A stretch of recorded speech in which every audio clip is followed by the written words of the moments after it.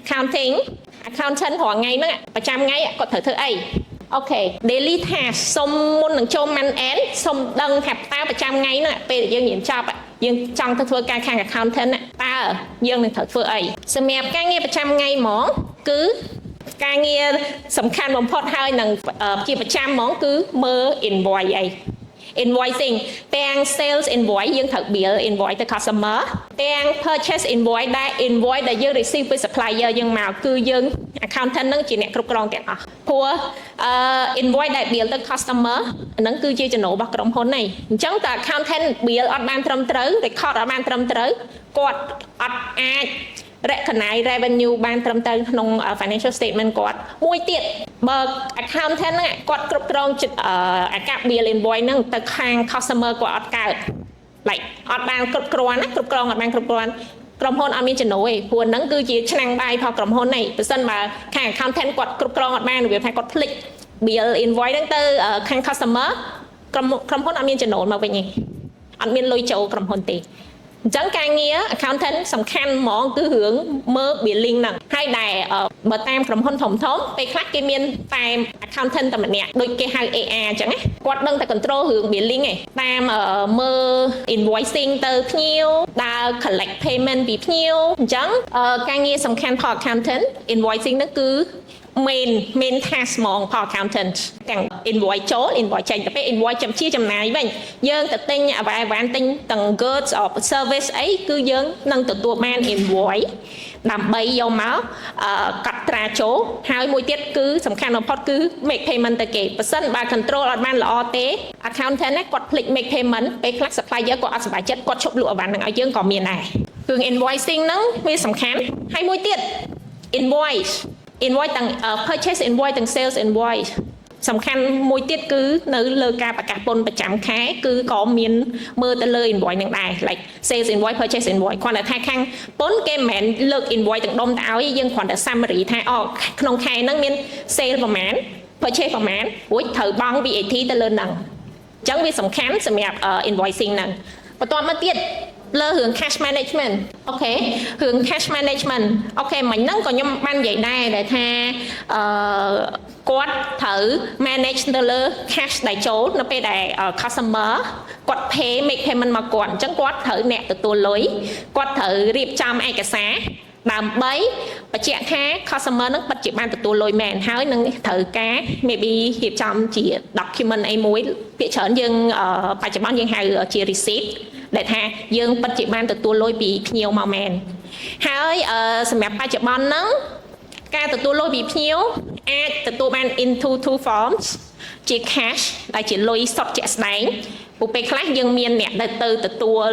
ទៅ collect លុយពីភ្ញៀវនៅដល់កន្លែងភ្ញៀវហ្មងប៉ុន្តែដោយសារឥឡូវការវិវត្តនៃបច្ចេកវិទ្យាគេប្រើ bank transfer ច្រើនអញ្ចឹងណាអញ្ចឹងពីហ្នឹងគឺទាំង cash ទាំង bank គឺគេប្រើទាំងពីរក្នុងការទទួលលុយអញ្ចឹងការងារ accountant in addition to ការ collect លុយទាំង cash មួយក៏ទាំង bank គាត់ត្រូវ proper manage នៅលើហ្នឹងនៅពេលដែលមានពេលខ្លះបើ bank យើងអាចថាពេលខ្លះភ្ញៀវផ្ញើលុយហ្នឹងមកចូលក្នុង bank account របស់ក្រុមហ៊ុនតែគាត់អត់បានចាប់អារម្មណ៍វាថាភ្ញៀវអត់បានប្រាប់គាត់អត់បាន checkចឹងគាត់អត់ដឹងថានេះហេហើយយើងក៏តែថាភ្ញៀវបានជពាក់ប៉ិតអត់ទេហើយយើងពេលយើងទៅទាភ្ញៀវថាខ្ញុំបង់រួចហើយអញ្ចឹងណាអញ្ចឹងការងារ accountant សំខាន់ណាស់នៅពេលដែលយើង manage នៅលើ cash នឹងតើការ collection មិនហើយមួយទៀតគឺការចំណាយការលុយចេញហ្នឹងគឺពេលដែល make payment ព្រោះ invoice នៅពេលដែលយើង receive ពី supplier យើងមក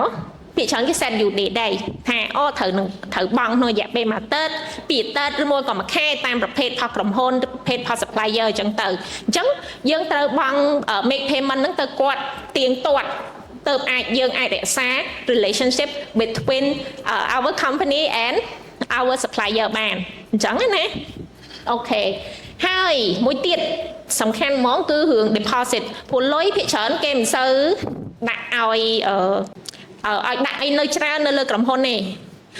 នៅពេលដែល cash deposit ហ្នឹងសំខាន់គឺនៅពេលណានៅពេលដែលយើងភាគច្រើនយើងមានទាំងលុយចូលនិងលុយចេញតាម cash មានន័យថាលុយជាសាច់លុយអញ្ចឹងលុយភាគច្រើនគេអត់សូវទុកនៅក្រុមហ៊ុនច្រើនទេព្រោះតែលុយនៅលើដៃភាគច្រើនអាចបាត់ចឹងក្រុមហ៊ុនភាគច្រើនតើលុយបានរបៀបថាគេ reach certain level like ថាអូត្រូវដល់ប្រមាណគេត្រូវយកលុយហ្នឹងទៅ deposit នៅ bank ហើយអញ្ចឹង accountant ក៏អាចមានការងារដែលត្រូវយកត្រូវរាប់លុយប្រចាំខែឬមកក៏ប្រចាំអាទិត្យពេលខ្លះលុយអាចច្រើនរបៀបថាតាមហាងលក់អវ៉ាន់រាយអញ្ចឹងអាចលុយចេញលុយចូលច្រើននឹងតាក់តងសាច់លុយអញ្ចឹងគេត្រូវយកវាទៅ deposit នៅ bank កុំឲ្យទុកលុយនៅក្រៅច្រើនពេកព្រោះតែទុកនៅក្រៅច្រើនពេកអាចបាត់អូខេបន្ទាប់មកទៀតសំខាន់ជាងគេគឺការរៀបចំឯកសារហ្នឹងហើយការងារ accountant វារៀងសាំញ៉ាំប៉ុន្តែវា simple ប៉ុន្តែវាសាំញ៉ាំដែរនៅពេលដែលយើងទទួលបាន invoice ទាំង invoice sales invoice ទាំង purchase invoice មកពីខាងក្រៅគឺយើងត្រូវរក្សា document ហ្នឹងទុកទាំងអស់ជា filing អញ្ចឹងយើងត្រូវរៀបចំឯកសារឧទាហរណ៍ណាតកតងនឹង purchase អញ្ចឹងអាចមានថាមាន purchase requestវាខាង department ណាគាត់ request មកថាឥឡូវខ្ញុំត្រូវការទិញអីឧទាហរណ៍ថាខ្ញុំត្រូវការទិញ computer ដែលសារមានបុគ្គលិកចូលថ្មីអូខេអញ្ចឹងគេមានរៀបចំជា purchase request ឡើងមករួចគេមកតម្លាក់មកខាង account នេះថាឲ្យខាង account ហ្នឹងរៀបចំទៅទិញអស់ហ្នឹងមកដល់ពេលទិញហើយតម្លាក់ purchase order ហ្នឹងទៅខាង supplier រួច supplier គេនឹងបញ្ជូនអវ៉ាន់មកយើងមានជា maybe មានជា delivery note ឬមកក៏មានជា invoice មកជាមួយដែរដែលថាអូខេឥឡូវអវ៉ាន់ដែលយើងកំងហ្នឹងបានមកដល់ដៃយើងហើយយើងនឹងសញ្ញេទទួលហើយបន្ទាប់មកទៀតនឹង based on invoice ហ្នឹងយើងនឹងត្រូវ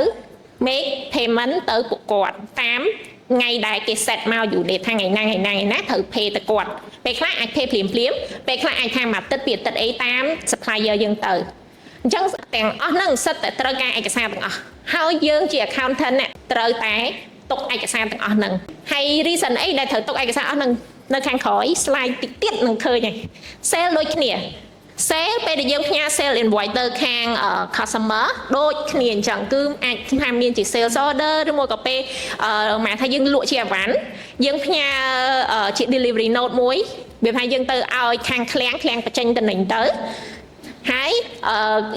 អ្នកដឹកគាត់នឹងយកអា delivery note ហ្នឹងយកទៅរួចពេលដែលបកគលឲ្យភ្ញៀវគឺគេភ្ញៀវអាចឲ្យភ្ញៀវសញ្ញេដូចយើងទិញ online ឯមួយចំនួនអញ្ចឹងពេលខ្លះគេតម្រូវឲ្យយើងសញ្ញេលើនឹងដែរថាយើងពិតជាបានទទួលបានមែនអូខេហើយបន្តមកទៀតមាន invoice ហើយដល់ពេលគេ make payment យើងត្រូវធ្វើ receipt មួយឲ្យគេថាអូខេយើងពិតជាបានទទួលលុយមែនអញ្ចឹងណាអានឹងវាការងារសាំញ៉ាំវារៀង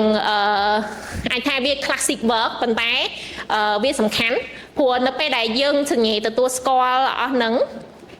ខាង account ខាងអីគឺគាត់វាថាគាត់អាចបញ្ជាក់បានថាអូខេឥឡូវគាត់ពិតជាទទួលលុយបានមែនហើយពីខាងអ្នកដែល pay លុយមកយើងក៏គេថាអូខេឥឡូវយើងបានទទួលស្គាល់ទាំងសងខាងហើយថាឥឡូវខ្ញុំពិតជាបាន pay លុយនឹងមកមែនអូខេ after that រៀបចំឯកសារនឹងត្រូវ file ទាំងដុំទាំង sale ទាំងខាង sale ទាំងខាង purchase បន្ទាប់មកទៀតគឺរឿង posting ទៅលើ accounting system ដែលខ្ញុំនិយាយមុនហ្នឹងអញ្ចឹងទាំង sale ទាំង purchase គឺត្រូវ post ទាំងអស់ពេលដែលយើង bill invoice យើងកាត់ថាគាត់ជាពាក់គាត់កាត់ថាគាត់ជាពាក់ហើយពេលគេ pay លុយគឺយើង clear AR AP ហ្នឹងទៅណាអាហ្នឹងការងារ account ប្រចាំថ្ងៃគឺភាគច្រើនគឺយើងធ្វើអស់ហ្នឹងប៉ុន្តែដោយសារតែមិញដូចបងសិលដងគាត់បានមានប្រសាសន៍ដែរគឺភាគច្រើនឥឡូវហ្នឹងការទទួល invoice បើថាអាចថា in the future ព្រោះឥឡូវហ្នឹងវានៅអញ្ចឹងឡើយតែថាអាចថា in the future maybe យើងគ្រាន់តែពេលទទួលបាន invoice ហ្នឹងមកយើង upload ទៅក្នុង AI ទៅវានឹងទទួលdescription អី amount អីលុយប្រហែលជាពាក់ប្រហែលគឺវានឹងចាប់ឲ្យយើងហ្មងយើងបាច់ការត្រូវការវាយចូលបច្ចុប្បន្នគឺនាងនៅវាយចូលនៅឡើយអញ្ចឹងaccountant ក៏ជា bookkeeper ជាអ្នក record ទាំងអស់នឹងដែរអញ្ចឹងបច្ចុប្បន្នហ្នឹងគឺនៅប្រើអញ្ចឹងនៅឡើយប៉ុន្តែអាចគិតថាប្រហែលឆ្នាំទៅមុខទៀតអាចនឹង improve ជាងនឹងទៀតហើយការងារដែលយើងត្រូវការអង្គុយវាយ data មួយហ្នឹងក៏វាត្រូវកាត់បន្ថយដែរណាអូខេឥឡូវ